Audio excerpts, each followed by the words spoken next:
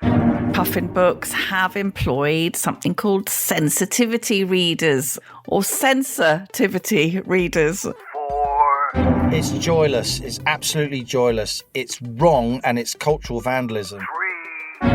It's woke totalitarianism, isn't it, really? It's grotesque censorship. 2. The whole point of groupthink is to stop challenge, to stop debate. 1. We have liftoff. Welcome once again to Planet Normal, the Telegraph podcast with Allison Pearson. Hello. And me, Liam Halligan. It's still February, but spring is in the air. The snowdrops are abundant, daffodils are blooming, and your law co-pilot has even spotted some economic green shoots. Rishi Sunak's under huge pressure on small boats, on tax, and above all on the Northern Ireland Protocol. Can the Prime Minister fix what's long been dubbed the vexed question of Northern Ireland? And as for trying to understand the politics of that part of the United Kingdom, as a signatory to the Good Friday Agreement once told me, Allison, when it comes to Northern Ireland, if you're not confused, you don't really understand what's going on. You've written some storming pieces in Wednesday's Telegraph. Link in the show notes to this episode on primary schools on Shamima Begum, and the one that really made me punch the air in agreement on Roald Dahl. Aunt Sponge and Aunt Spiker from James and the Giant Peach, they're meant to be scary. And the Charlie and the Chocolate Factory character, Augustus Gloop, is meant to be fat. How have we got to the point, Allison, when a revered publisher thinks it makes commercial and moral sense to start messing with some of the most loved and the most effective literature ever written? Very good question, co-pilot. I thought we'd just begin actually with a little quote for the week. Every record has been destroyed or falsified, every book rewritten, every picture has been repainted, every statue and street building has been renamed, every date has been altered, and the process continues day by day, minute by minute. History has stopped. Nothing exists except an endless present in which the party is always right. They'll be coming for George Orwell 1984 soon, won't they, Halligan? My God. It's madness, Alison. It's absolute madness. Puffin is a very serious organisation. And of course, you know, they're not here to represent themselves, but they have obviously been quoted in the press and in the Telegraph. You and me, we're professional writers. We both grew up on some of the best literature the world has ever known, including Roald Dahl. Yes. As you said, he's a complex person. There are many things you can object to him individually about, but it's about the literature. What are they doing? A Telegraph investigation, in fact, revealed at the weekend that Puffin Books have employed something called sensitivity readers or sensitivity readers. They used to be called just old-fashioned censors. And the idea seems to have been to make the books of Roald Dahl less potentially offensive to a modern readership. Although, as you say, Liam, being offensive and uproariously funny and anarchic. I mean, Roald Dahl is an anarchist, basically. And what children respond to him, I think, is to the boy man in him, the sort of craziness. My kids were huge fans when they were little. I'm sure yours were as well. And they love it because he breaks taboos. And in fact, the irony here is that Roald Dahl was once a great favourite of liberal parents because he was very child-centred, quite a kind of renegade, really. And one of the best-selling children's authors of all time. Now, hundreds of changes appear to have been made to classics such as Charlie and the Chocolate Factory, The Witches and Matilda. As you said at the top, Liam, Augustus Gloop, the glutton. I don't suppose you're allowed to have a glutton anymore now, are you? The world's getting fatter and we're not even allowed to use the word fat. No, that's true. Exactly. As the nation's children break the scales, we're not allowed to talk fat. And yes, and characters aren't allowed to be ugly anymore. So Miss Trunchbull, fantastic creation in Matilda, has lost her large horsey face. The colours black and white have been removed. Even when it's a black tractor, it's not allowed to be black anymore. And you like this one. In The Enormous Crocodile, We Eat Little Boys and Girls has been changed to We Eat Little Children, because clearly, Liam, gender stereotyping is obviously the major concern rather than being eaten by a crocodile. So yes, the whole point of Roald Dahl His work is full of grotesque, very rude books. Children love them. They do have a very powerful moral vision as well, a contemplation of good versus evil. And if we think, Liam, of any of the great children's books, really, from, I don't suppose you can't really say that Oliver Twist is a children's book, but Alice in Wonderland, they're full of terrors. Here comes a chopper to chop off your head. And what great writers like Dahl do is they scare children. They certainly scared mine. And then their words cast a spell that helps children to master those fears. And we can see, can't we, co-pilot, that millions of kids have grown up pretty well after being exposed to the traumas of words such as ladies and gentlemen. That's now been cancelled. Now you've got to say folks. Ugh, folks. So yes, what are they doing? It's woke totalitarianism, isn't it, really? It's grotesque censorship. So Salman Rushdie, who knows a bit about suffering for his art, he's condemned it outright, says it's outright censorship. The publisher should be ashamed of themselves. There's been pushback from Roald Dahl's French and Dutch publishers saying that they would not be making those changes and reducing the power of the words. You've got to love the Dutch, haven't you? You've got to love the Dutch. Love the Dutch. Whenever the English fail to be English enough, the Dutch come in and remind us how to be English. That's very, very well observed. I think that's absolutely true. And as has been noted, of course, that the sort of woke sickness, really, the self-hatred, the critical race theory, we'll talk about that a bit later. But this is a disease of the Anglosphere. People trying to change human behaviour, or actually to change the reporting of human behaviour. The slogan of these people is "Be kind." So let's remove all the horrible words and then the world will be a sweeter place. It doesn't work like that. But they don't want this leftist virtuosi. They don't want children to find politically incorrect or downright truthful things about the human condition.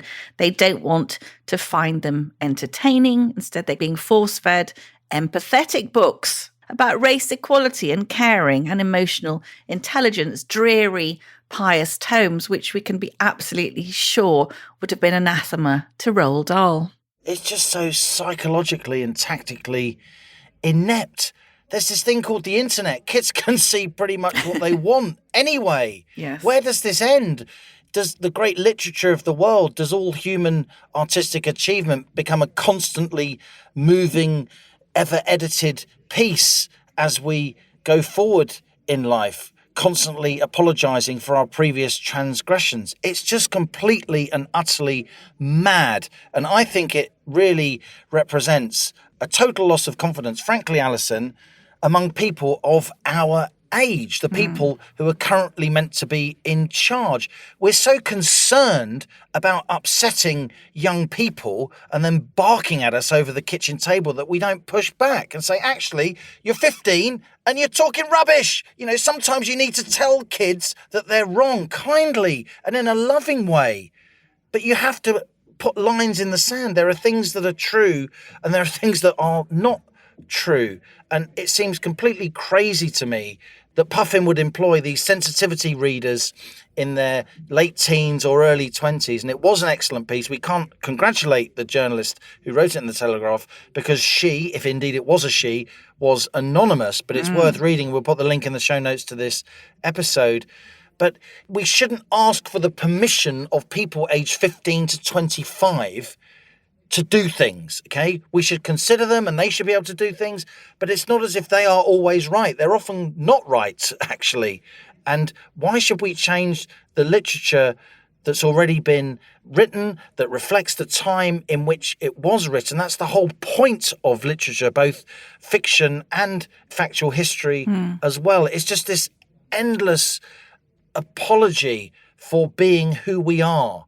And this really strikes me as one of the great issues of our age, that we so lack confidence as a Western generation, people roughly of our age, Allison. We can see that the West is declining in power. We can see that our children aren't going to be as well off as their parents. We can see that society is going through some tough times. But think about what previous generations went through. We've never actually had it so easy. And yet we find problems where there are none. And I think this is reflected in this absurd decision, frankly, by a mainstream, highly revered publisher, one of the most august and reputable publishers in the world, to do this. What a massive, massive error of judgment. I agree. And I said in the column really that the trouble is these kids they're sensitivity readers. They're not sensitivity writers. They can't write. They don't have an ear. Now, Roald Dahl, I think, rewrote Charlie and the Chocolate Factory as he was going along. He rewrote and rewrote because he was reading it aloud to his son. And the level of attention to detail and making the words sing, that's what he could do. You know, I read my columns out loud, Alison, once I read. Yeah, or at least I would if the news desk wasn't screaming at me, "Where is your copy?" Sorry. No, we could start reading them aloud, the marvellous poetry of The Economist. But listen to this. This is one change to the witches, okay? And poor Roald Dahl must be rolling in his grave. So Dahl's witches are all wear wigs because they're bald. And what Dahl wrote was, you can't go around pulling the hair of every lady you meet. Just try it and see what happens, okay? So that's funny. And Puffin's new, more accessible, less offensive version reads, besides, there are plenty of other reasons why women might wear wigs, and there is certainly nothing wrong with that. I mean, this is the sort of health and safety sanitized version. I mean, the kids are laughing at the idea of going around and pulling wigs off witches' heads. I mean, It's joyless. It's absolutely joyless. It is absolutely joyless. It's cowardly, and it's wrong, and it's cultural vandalism, in my view. This sort of central point you were making here. So actually, they're censoring Roald Dahl, who, is a great author. You cannot censor literature. It's a slippery slope.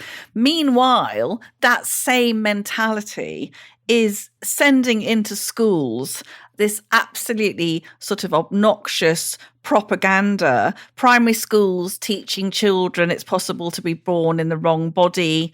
There was a picture of a bookshelf in a primary school in rural Cambridgeshire, and the head of English had been told off by some sort of diversity visitor, and every book on this shelf in a primary school was basically the colour of your skin, racism, why it's horrible to be white. And nearly all of the kids in the primary school were from Eastern Europe. This is the level of ludicrousness we're having. I mean, we can laugh, but I think it's profoundly dangerous now. I think what's going on in schools, I think we would hardly believe the propaganda that small children are being exposed to by the modern day censorious witches. And I think it'd make a really good story for Roald Dahl, actually. I think he would be utterly, utterly appalled. So as we said, this highly divisive critical race theory, aggressive trans ideology being embedded in the school curriculum. And I think it's high time, actually, that the government fought back. Talking of economic poetry, see what I did there? Shall I compare thee to an OBR forecast, Halligan? Thou art more accurate. And more honest. So there was a really interesting number that came out. We specialise, don't we, Allison, in getting little nuggets of news and highlighting them here on the Rocket of Right Thinking.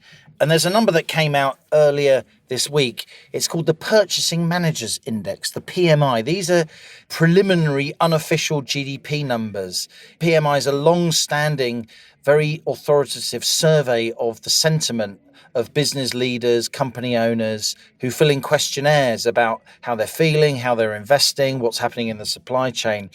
And the PMI numbers are a very, very accurate indication of where GDP is going to go. And we've been told for months, haven't we, that the UK is the slowest growing economy in the G7, and it's all because of Brexit and so on. Now, the PMI number, the latest one, showed that so far in February that the economy is actually growing, which means we would have dodged recession. And that's very, very interesting. The PMI reading, where readings above 50 indicate growth, was actually 53. And a survey of independent economists was predicting it would be 47, which of course would suggest economic contraction. So it was far, far better than the conventional wisdom. The conventional wisdom often driven by broadcast and media coverage and what official bodies are saying. And at the same time, Alison, and this is the kind of good news about the economy and the public finances that Jeremy Hunt really doesn't want to hear because it puts pressure on him. Yes. The OBR released numbers for January that showed that the budget surplus in January was around £5 to £6 billion, and they were predicting pretty much no budget surplus. And compared to forecasts they made in February, overall in this tax year, the OBR's forecasts on the public finances have been £30 billion too pessimistic, right? And what this means is there's quite a lot more fiscal headroom than the Chancellor previously thought going on OBR forecasts. And that puts huge pressure on him, because then the public sector unions will say, oh, you've got a bit of extra money. You can give us some of that money to solve these strikes. Strikes, yeah. And then the Bank of England will say, oh, there might be a bit more government spending coming down the track. Maybe we need to raise interest rates a little bit more.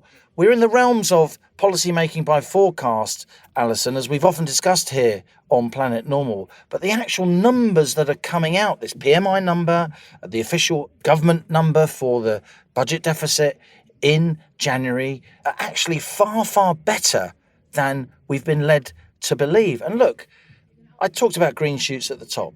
This is a really tough time for the economy. The cost of living crisis is ongoing.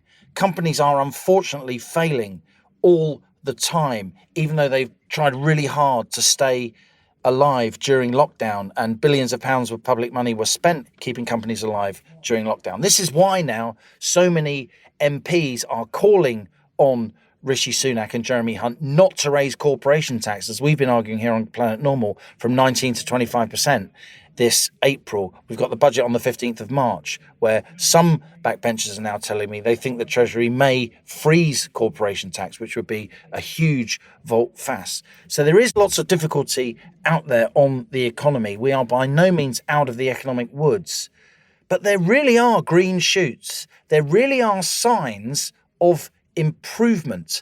And I don't see those signs of improvement being talked about on television in particular nearly enough. Liam, you've also, rather excitingly, been interviewing Home Secretary Suella Braverman for GB News. That's an exclusive interview. Something that jumped out at me regarding the Home Office was that Matthew Rycroft, he's the permanent secretary, so he's Suella's most senior civil servant. He had omitted illegal migration from the department's key priority list. Instead, this Matthew Rycroft said that the Home Office mission was to expand global talent via visa routes, address violence against women, and help victims of the Windrush scandal. Now, Suella Braverman has absolutely sort of staked her position on stopping the small boats. Did you talk to her about that? I did. So this is a GB News exclusive. It's Suella Braverman's first television interview as Home Secretary. I talked with her for half an hour in her office with some of her officials present. Planet Normal listeners can see the full interview on the GB News YouTube channel or on the GB News app. We've also put it out on television, but the full 22-minute version that we've cut is available on our YouTube channel and app. And we did talk an awful lot about small boats. We talked a lot about the Northern Ireland Protocol. On small boats, Suella Braverman is saying it may be that we don't need to leave the European Convention on Human Rights. And indeed, the government is putting legislation before Parliament to tackle illegal immigration that doesn't involve leaving ECHR, but she wants to keep that option in reserve if she needs to. And she argues passionately in the interview why, as a trained lawyer, a former barrister, of course, in both the UK and the US, she passed the New York bar exams as well, she feels that it is justifiable to leave ECHR if we need to, despite the political optics. Interesting to see if the Prime Minister's got the stomach for that. And on Northern Ireland, Allison, Suella Braverman, of course, resigned as a Brexit minister in 2018 over Theresa May's Brexit deal, particularly on this point of Northern Ireland. She said to me, look, I've resigned in the past. I'm not saying I'm going to resign now, but, and she says in no uncertain terms, unless we get the DUP to agree to a deal, we haven't got a deal. And the signs are, as we record this on Planet Normal, that it may be that Rishi Sunak thinks he doesn't need the DUP in order to get a deal, the Democratic Unionist Party, which of course is the biggest party representing the still very significant unionist community in Northern Ireland. She's particularly robust on that point. Not, I think, because she knows Northern Ireland particularly well or because she's taken massive interest in the politics of that part of the UK over many years, but because she's a lawyer. She's a lawyer who really reveres the British legal system. And we talked a lot about her family background, her parents of Indian origin coming respectively from Mauritius and Kenya, hugely admiring the English language, the civil service, the rule of law.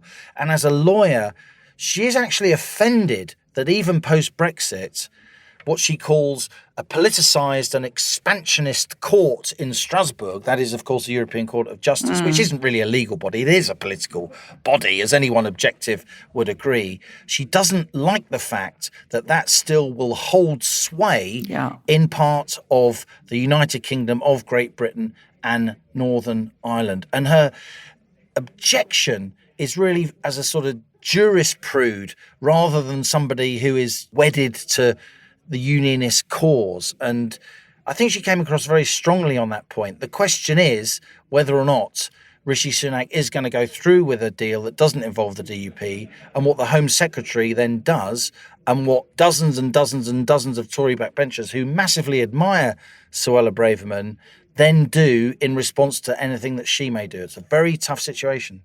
It's not just the DUP, though, is it? Because, of course, she is the pin-up of the right, and most particularly the ERG, the European Reform Group. And if anything, they're very likely to kick up rough should there be continued ECG oversight on goods produced in Northern Ireland and shipped to Great Britain. As you said at the top of the podcast, Liam, I mean, as you know, your co-pilot has tried to get her small brain around many large topics which completely baffle her. But I'm afraid I hear the words Northern Ireland Protocol. Just the brain is like computer says no matter how much I force myself to concentrate, because it's just amazing, arcane detail, isn't it? But the fact is that Stormont remains suspended, doesn't it, while all this stuff is going on. So they really do need to sort it out.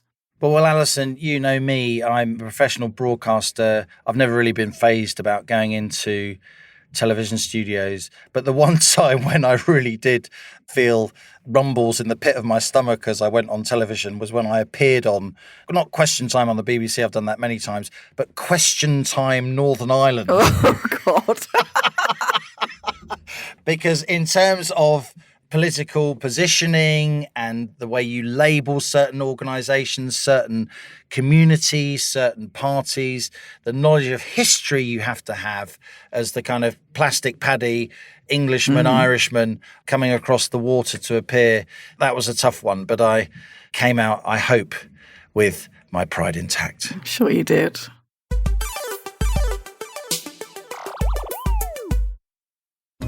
Hello, I'm Christopher Hope, but my pals call me Chopper, and you can too.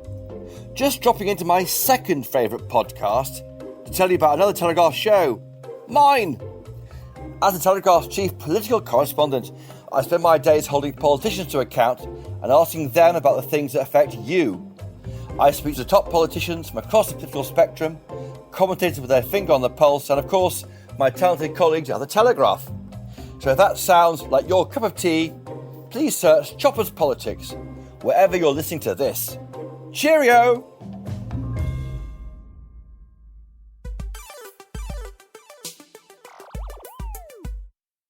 Our latest Planet Normal stowaway is Jerome Booth, one of the UK's leading economists. Boasting a doctorate from Oxford no less and a wealth of international experience, Booth made his mark as one of the founders of Ashmore, a company which pioneered big-ticket investments across Asia, Latin America and other emerging markets, introducing pucker pension funds and insurance companies to high returns in some of the far-flung corners of the world. Now a full-time author and philanthropist, Dr. Booth's been chairman of both Anglia Ruskin University and the Britten Symphonia. His latest book, written during lockdown, is Have We All Gone Mad? Why Groupthink is Rising and How to Stop It, published earlier this year by Biteback. I started by asking Dr. Booth when the term groupthink first became popular. Well, it was invented in the 70s, and it was basically deliberately to sound like newspeak, this sort of Orwell term. And it was really a few examples of it which made it famous. And in particular, the Bay of Pigs disaster in the Kennedy administration. And this was an example where people had just assumed that the thing was going ahead in a particular way, and nobody challenged some of the basic ideas behind it. So when the Cuban Missile Crisis came later, President Kennedy had worked out that there are better ways to make decisions and to ensure you get proper challenge. And since then, management consultants have been looking into groupthink and telling you how better to make decisions in boards, how it's really important in governance structures to have challenge at all levels. And it's often the idiotic, stupid question, which is actually the one that you really need asked. And that's important for diversity of views, if you like. But what this book is about is really mass groupthink. This is the idea that not just a few people, but millions of people maybe can be completely wrong about something, which is testable and actually quite easy to demonstrate that it's wrong. And how can that possibly happen? And the reason it is able to happen is because people who are behind the groupthink have a huge discipline. They use moral reasoning. And anybody who steps out of line, is at risk from maybe not just being cancelled or insulted, but losing their job. Now, Jerome, you are an Oxford PhD economist. The book has lots and lots of references, but it's very much not an academic book. It's written in a very readable way. But you quote quite often a contemporary US social psychologist, Jonathan Haidt, and he says he's author of A Righteous Mind on Psychology of Morality, and he argues that educated people are actually more prone to groupthink. Why is that? Rationality is something that we evolved to help us explain an uncertain world. We don't like uncertainty, but our passions, if you like, drive what we actually do. And Jonathan Haidt does describe this rather well. He says that you can think of your unconscious self as an elephant, which goes wherever it wants, and our conscious self sitting on top of it. And the interesting thing is that the more erudite and intelligent and educated we are, the better we are at persuading ourselves that we are telling our elephant where it's going, despite the fact that we're not, and of convincing other people on their elephants. So it is about storytelling. The better you are at storytelling, the better you are at convincing yourself and others that you are actually rational. Whereas in practice, we're much less rational than we think we are, and we basically create reasons to justify what we've already decided most of the time. Part of your book's about social media, of course. I think social media has really sparked a lot of the phenomena you discussed. Now, the religious reformer Martin Luther, he summed up the role of the printing press in the Protestant Reformation during the 1500s as the ultimate gift of God and the greatest one. How do you view the internet and social media? Do you think that they are mediums for human progress, or do you think that their influence in terms of groupthink has been retrograde? Well, I think it's both. I think groupthink has been with us, for millennia, mass group included. But what happens occasionally is that we have a new form of communication technology, and our Stone Age brains can't cope with it. And hopefully we can learn to be a bit more tolerant in time to avoid the worst examples of the past. But the same problem has arisen, that we have suddenly new ways of communicating. And in particular, I think we completely underestimate the power of the network changes. Random encounters were always important because it sort of challenged our entrenched views. Now that we can, if you like, more curate or have our networks curated for us, increasingly by algorithms, of course, that ability to check, have a second take and think from a more challenging perspective has been lost. And so we're more prone to get, if you like, more tribal, and we easily get sucked into groupthink and become less tolerant of those who don't share our views. I think where your writing was really strong, if I may say so, is when you talk about the way the tech giants used what you call continuous automated algorithms. So the news feeds that we receive from social media, from Facebook, they push us into silos. They reflect our previous choices. That undermines the opportunity for challenge, for random encounters with other ideas. So if you think of a newspaper, you might scan the pages of a newspaper and find things that you didn't know you were interested in until you start reading them. That's not possible on social media. That's a lot less possible with newspapers as they're presented on the internet. So wouldn't you draw a big distinction between the impact of the printing press and the impact of social media? Because the social media is supercharged to push us into those silos. It is different. The basic problem that it's a new form of communication and we haven't learnt yet how to be tolerant and how to cope with it remains. And I think you're right. What big tech is doing, if you like, is trying to create profits for its customers. And when something's free, by the way, you're not the customer.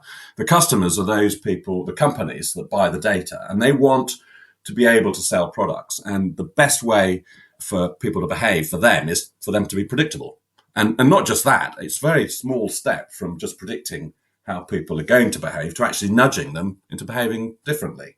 And so on the one hand, we've got big tech trying to mold us and dumb us down in a sense as well. And on the other hand, unfortunately, there has been particularly, we've seen this through lockdown, a tendency of nudge units in government to use fear to also make us more predictable, to nudge us into certain patterns of behaviour. And I think one of the problems with the way that has been done, I think the problem is we don't appear to have any ethical framework around it. And the easy tool to grab every time is the use of fear. And that's been overdone. And inevitably, it erodes trust in government. And actually, one of my whole chapters is on social capital and the essential need for trust of government and of people around you in order to enable an optimal social and economic environment. And there's been a lot of research on that. And I think one of the costs of some of the recent policies by government has been to erode that trust. And the result is a kickback against government, a lack of trust, and it erodes democracy. It's very worrying that more and more young people, in particular young people, are sort of giving up on democracy. And many would actually just prefer a dictatorial approach to governance because they just want things done. And we've seen this, of course, particularly in the 20th century, but there's nothing new about the threat of totalitarianism, as we might call it, versus liberty. And this goes back 2,500 years. I mean, Plato, in some of his writings, The Republic, most obviously, wanted a very regimented state. And he thought the most important question in politics is who should be leader. And he thought the wise, i.e. himself. And in practice, of course, it's not that simple because once you become a leader, there are all sorts of temptations. And it's no coincidence that at least 9 of his own students became tyrants. His own 2 uncles were tyrants. And Socrates and his followers said, well, that's the wrong question. His was about holding power to account, wasn't it, rather than choosing the leader? That's right. Because it doesn't matter who you choose, it's a gamble. And the most important question is how you hold that to account. And that means challenge. And you think groupthink shuts down debate? You think groupthink makes it more difficult to hold power to account? It's much more difficult because the whole point of groupthink is to stop challenge, to stop debate. One of the strongest signs that there is mass groupthink is when you observe people trying to close down debate. When people say, oh, well, that's, we know all about that, or the science has proved that, or, the model tells us that, and just try to stop any challenge. We've seen plenty of that, haven't we? Let's talk about lockdown. Let's talk about groupthink in financial markets. Let's talk about groupthink when it comes to net zero. Lockdown first, Jerome. I know this book was born during lockdown. Were you surprised at the extent to which our response to COVID led to a spate of groupthink? How serious was groupthink during the COVID lockdown? Well, I think it was quite appalling. And what was apparent to me was there was nobody at the top of government who, took this at all seriously or really understood what was going on. There was a total absence of challenge to ideas which were really important. And just very, very simple things. Conditional probability, Bayes' theory, is highly relevant to vaccines and to testing for a disease. And it's very simple. If, say, 0.1% of a population have a disease, but the false positive rate, in other words, the number of people who don't have a disease but test positive is, say, 5 times that, that means that the vast majority of people who test positive don't have the disease. This was, seemingly ignored by the entire establishment to the extent that, the number of people testing positive was even then used as the denominator. And this is not rocket science. This is very basic stuff. And I think the scandalous thing is not just that ministers didn't appear to understand this, but their civil servants didn't brief them. And, I think that's the greatest failure, if you like, that we have a civil service that has become, I think, too full of its own ideas about how things should be done. and not sufficiently providing real choices to their ministers, backed up by, proper documentation and analysis. The overwhelming use of models, which, basically garbage in, garbage out, a lot of them. The politicians did hide behind the science, didn't they? Completely unaware that the phrase the science is itself oxymoronic. It has a massive internal contradiction because science is constantly evolving. Yes, and I think one of the central themes of the book is a defense of the ideas of Karl Popper, that science is based on skepticism. It's based on testing hypotheses. And you can't prove anything to be truth. You can merely disprove. And the thing that happens in scientific revolutions is that if you find evidence which contradicts your theory, you have to reject the theory, but you have to also work out, well, maybe some of my assumptions were wrong. And it's a bit like, Sherlock Holmes. If all the other possibilities, like your reasoning, you've checked and it's still okay, and some of the other assumptions are okay, then you can identify the thing which it must therefore be that one of your assumptions is wrong. And that then leads you to question maybe an earlier theory, and so on and so on. And that cascades down until you get to something that you had thought was a self-evident truth.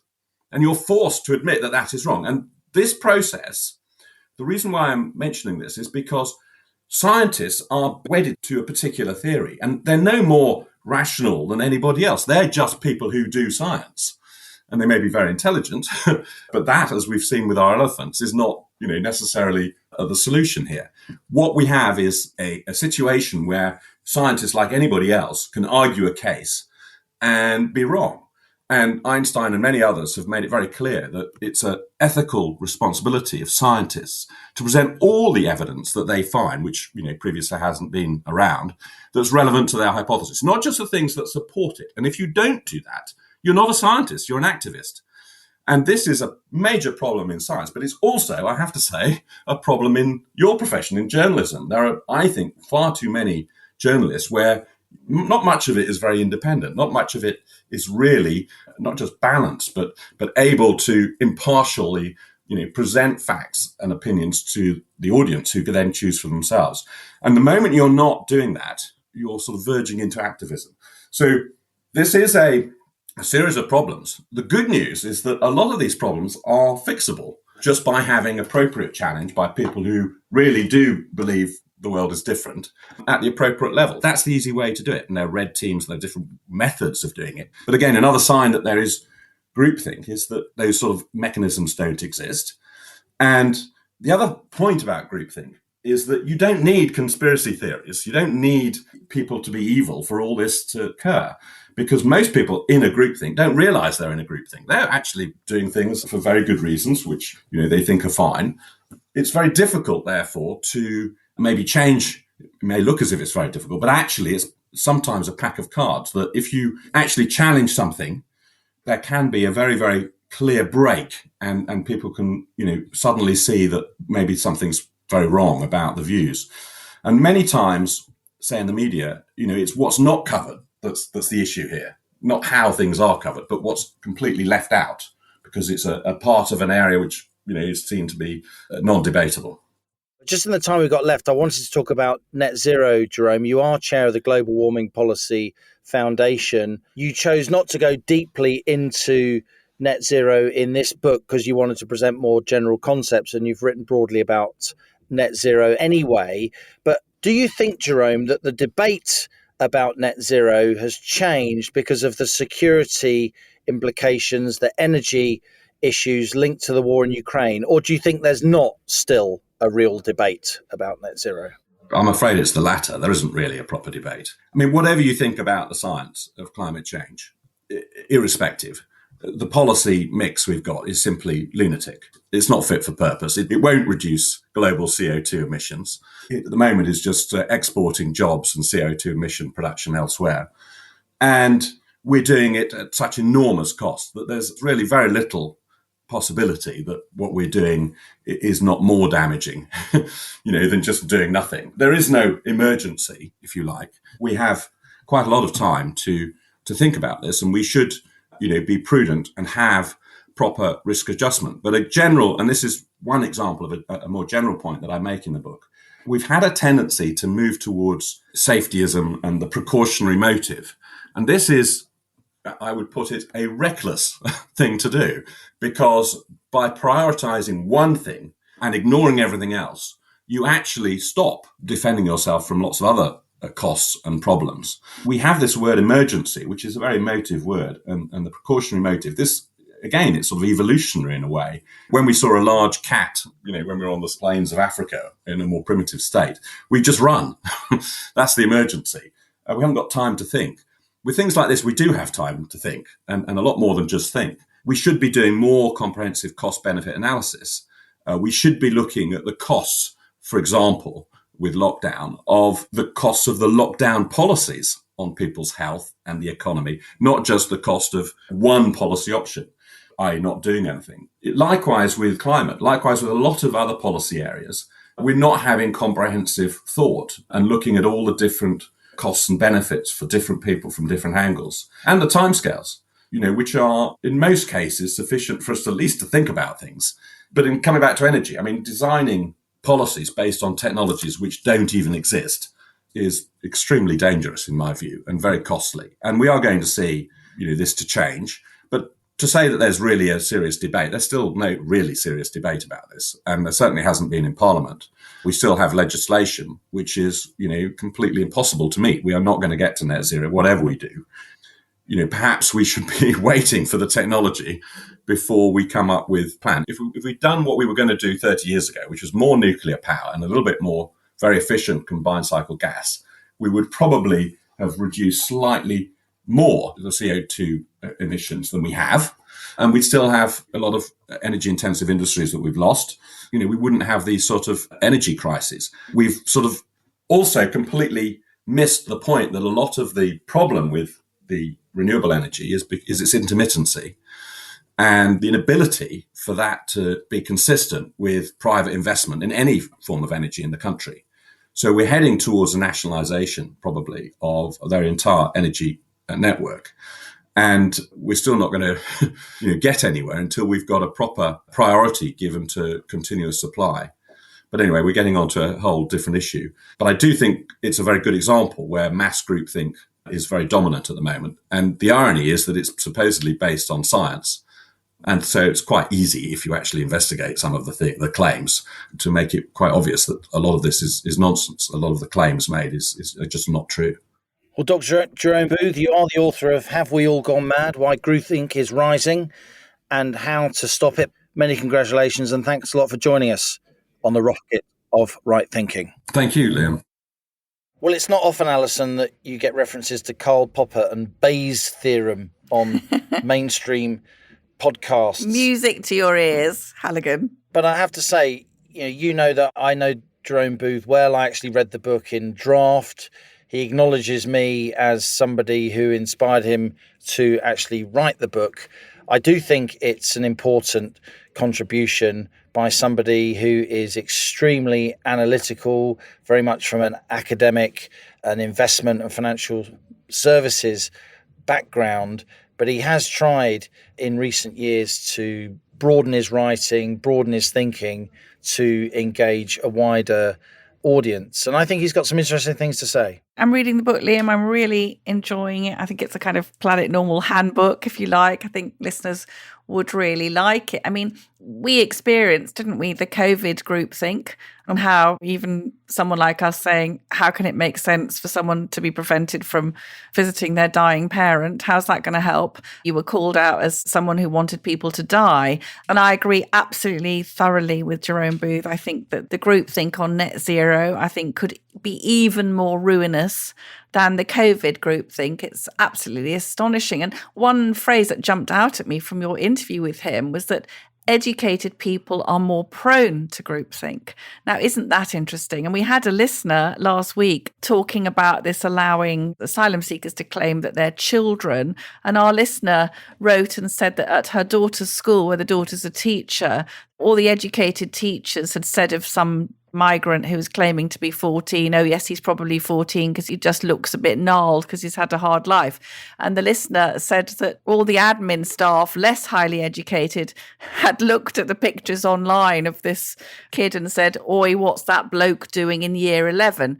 So actually, sometimes the common sense of people who haven't been to university is a factor. But yeah, I think he's making a very good point. And also the fact of saying that in our trade, journalism, that people are increasingly activists going along with the groupthink, not asking the basic questions that are supposed to be the meat and drink of our jobs.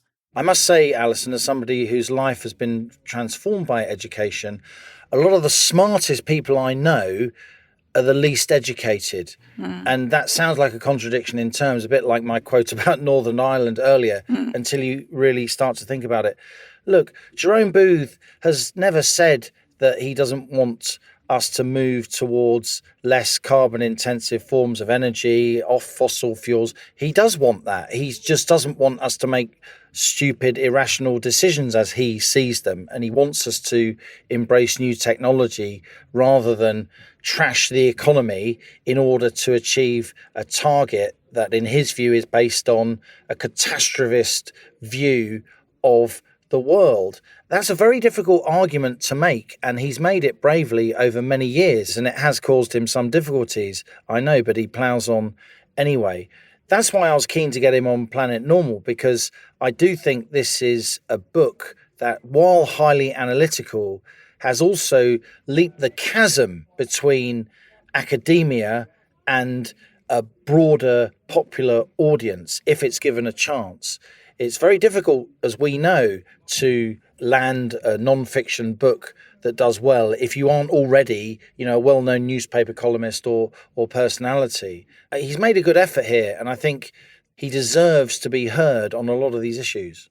So as we are recording, Liam, there's been the announcement that Shamima Begum, the so-called jihadi bride, has lost her appeal against being stripped of British citizenship. We've already had Emily Thornberry, Labour's shadow Attorney General, saying she would have brought Begum back to the UK to face criminal charges. Now, I've written about this case quite extensively, and I'm hugely relieved that the Special Immigration Appeals Tribunal has ruled against her having citizenship restored and being brought back here. You'll remember that when Sajid Javid decided to remove the then 19-year-old citizenship, that's 4 years ago, some 78% of Britons agreed it was right. But what we have, Liam, here, talk about educated groupthink, all the usual suspects now are kicking up rough, saying it's disgraceful and that she should come back and be exposed to British justice. But actually, one of the points I've been making throughout really is that we've lost a lot of faith, I think, in UK courts protecting innocent people against terrorists or those who hate our way of life, as this young woman went to join this murderous outfit. I've got a lot of sympathy, not for her, but for the Yazidi women who were trafficked. Begum has claimed that she's been trafficked. She hasn't been trafficked. She went of her own free will, unlike the thousands of Yazidi women, some of whom were burnt to death. Now, just one fact here about coming back to face British justice. The Home Office revealed that of more than 400 British foreign fighters known to have travelled to Syria and returned home since 2012, only 54 have been convicted of an offence, and hundreds more are believed to have gone off the radar and are highly dangerous. So our security services basically told this tribunal that they were still extremely worried about the security implications. And you and I, Liam, knowing the media as we do, can imagine how quickly she'd have got her own Channel 4 series about how dreadful the institutional racism is in the UK. Now on to our listener emails. Your messages sent to planetnormal at telegraph.co.uk. This week, we've obviously had a huge amount of response to the censorship of Roald Dahl. Pamela says, leave Dahl alone. In my long career as a primary teacher, I must have read aloud each of his books in story time. I last read Matilda to a class of 7-year-olds who eagerly anticipated each session and positively revelled in their heroine's behaviour towards adults. Dahl knew perfectly well that children love the idea of getting one over on an adult, and they knew they would never get away with it in real life. That includes the use of language, which is to the point. Of course, Augustus Gloop is fat. He gorges on sweets. Children live this naughty and seditious behaviour through their characters. Nobody was scared of the BFG because soon they'd all be getting their coats on and going home. They know what's real and what isn't. I feel this daft censorship is more for the publisher's benefit than sparing children's sensitivities. Hands off. Absolutely. Well done, Pamela. All hail Pamela. All hail Pamela. And Rose says, I've got 2 children. We go to the library quite a lot. It's become absolutely laughable that they don't actually have a normal range of books. There are no stories such as Shirley Hughes, oh, lovely Shirley Hughes, type of books about a simple trip to the beach. They all have an agenda, climate change, gender, sexuality, mental illness. When I wrote quite a polite email to the library asking whether they plan on separating topical books as they're all really heavy subjects for small kids and often extremely dry, I got a very prim response, basically telling me to F off. Books are so important for children, and what's happening now is depressing, to be honest. And finally, Liam, you'll love this. This is from Wendy, one from my own heart. Wendy says, if they come for the borrowers, Mary Norton, my children's absolute favourite and our absolute favourite, Wendy at Pearson Towers, I'll be at the barricades with my pitchfork before you can say botty burp. That's absolutely fantastic. Here's one from Robert Allison. What a great interview with Peter Hitchens. Many thanks to the Great Planet Normal team. Growing up in Cardiff, both my sister and I benefited from going to grammar schools, or high schools as they were called in South Wales. My school had superb teaching facilities, including science labs that were better than anything I saw in my son's school in Rich, Texas. Also, the staff were excellent and they kept firm discipline in their academic robes. That was the late 50s and early 60s. I come from what could be described as a modest, lower middle class background with parents who left school at 14. My schoolmates came from all over the city and included those from the poorest neighbourhoods near Cardiff Docks, as well as the children from wealthy suburbs. My primary school friend who lived on the nearby council estate achieved the highest marks in the 11 plus for the entire city. The 11 plus that I remember was a 2-part exam, with part 1 being an IQ test and part 2 a further IQ test plus separate tests in maths and English. So his achievement was truly remarkable, and it opened the door to a first-class secondary education, university and a job with one of Australia's leading corporations. One pupil of my high school, a modest fellow called Michael Moritz, went on to be involved in funding a little startup company called Google. Would that happen in the educational environment that prevails in Cardiff today? Having attended university in both the US and UK and observed the education offered my children in the US, I realised that I was the lucky beneficiary of a truly great education. As Peter Hitchens said, it's not only the grammar schools that were lost, but the ethos of excellence too. Yes, very well said. I think the education in Wales under Mark Drakeford and Labour has just gone into terminal decline, a great tragedy. By the way, just to apologise, because I think some of you are a bit concerned about the sound quality on the Peter Hitchens interview. We'll be making sure that that doesn't happen again. This is from Phil in Cornwall. Dear Allison and Liam, what colour eyes were you assigned at birth? And which blood group were you assigned? My GP practice has a woefully frustrating online booking system called Clinic, Klinik. And when it comes to your sex, this is what it says next to the drop-down options of male or female. Quote, sex assigned at birth. This online triage depends on knowing your registered sex at birth, not your gender identity. If you are doing this for someone else, tell us their sex at birth if you know. We need to know this information so we can ask relevant clinical questions. What? My GP surgery seriously believes that sex is assigned at birth? I'm guessing those GPs who know this is not the case are the ones that have left the health service. When I rang and asked why this wording was chosen, I was told that it was following feedback from some trans patients who felt it would be more inclusive. I pointed out that it is hugely exclusive, excluding all those who believe sex is observed by your reproductive organs. It is beyond asinine that a GP surgery should use language that is not biologically correct and does more than make a nod to a dangerous ideology. I have half a mind to say I'm not happy with the blood group I was assigned at birth and now wish to change it and see what they say. This idiocy seems all around us. By the way, Liam, just quickly, you'll have noticed that Kate Forbes is a candidate in Scotland to succeed Nicola Sturgeon as SNP leader. And Kate Forbes is in trouble. When she was asked the question, is a trans woman is a woman, she said a trans woman is a biological male who identifies as a woman. And for saying this thing which people have believed for, as, Pache Jerome Booth, people have believed for millennia, centuries, is now in hot water. Absolutely astonishing, really. We'll be returning to that SNP leadership election, won't we? It's going to be very interesting. Yeah. And on that tartan bombshell, that's it from Planet Normal for another week as we leave our sanctuary of sweet reason, our flying refuge of reasoned views. Email of the week, it's my turn. Pamela. So, Pamela, email us at planetnormal@telegraph.co.uk. Put in the subject heading to that email, mug winner, and give us your postal address. And a rare as rocking horse poo Planet Normal mug will wing its way towards you. And I think we're going to leave the final word to John, also on Roald Dahl. He said, "Who's next? The Wizard of Oz.